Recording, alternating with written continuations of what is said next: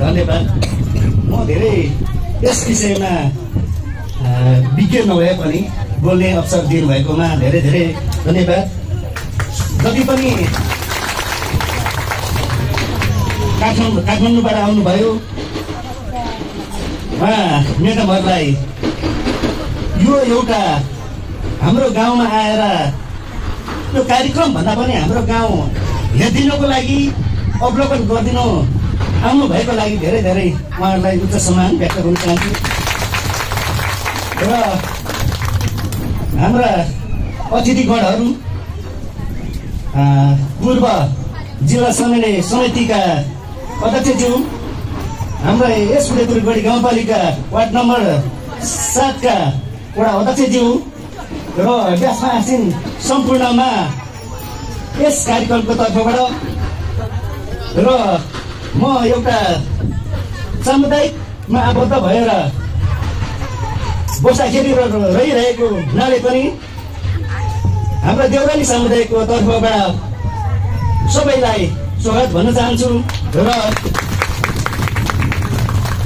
भन्दै हुनुहुन्थ्यो हामीलाई केही भवनको आवश्यक भएको छ, हामीलाई कार्यक्रम गर्नको लागि केही असर भएको छ। भाइ, तपाईँ देउराली समुदायको अध्यक्ष भइरहँदाखेरि केही हामीलाई यो एउटा धार्मिक सबैको आस्था छ, केही हामीलाई हेर्नुपर्छ, केही सहयोग गर्नुपर्छ भनेर भन्नुभएको थियो।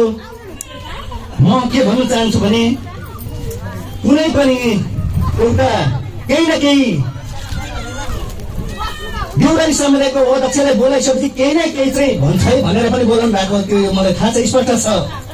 र यो कार्यक्रममा उपस्थित भएर केही बोल्दैदेखि हुन्थ्यो भन्ने पनि लागेको होला। र म के भन्छु भने हाम्रो देउराली समुदायले के गर्छ भने यो समुदाय भनेको सबैको संस्था हो। र म के पनि भन्न चाहन्छु भने प्रत्येक शनिबार आएर देउराली समुदायको भवनमा आएर प्रत्येक शनिबार कार्यक्रम गर्नु, त्यसको लागि तपाईँलाई कुरा छ भन्न चाहन्छु। र अब धेरै नबोलिकन, धेरै ढाँचा नपारिकन यस कार्यक्रमबाट थोरै बिदा पनि हुन चाहन्छु। हस्त दिएर सत्य वचन, परम ईश्वरीय मार्ग दर्शन, उत्साहित शिक्षा कार्यक्रम यस उदयपुरगढी गाउँपालिका वडा नम्बर 7 को यो पवित्र यो नरकटेको खेल मैदानको प्राङ्गणमा हुँदै गर्दा र मलाई यस कार्यक्रम आयोजक टिमबाट निमन्त्रणा भए अनुसार म उपस्थित भएको छु। र यस आजको कार्यक्रमका अतिथि आदरणीय जिल्ला समन्वय सदस्य, जिल्ला समन्वय समिति उदय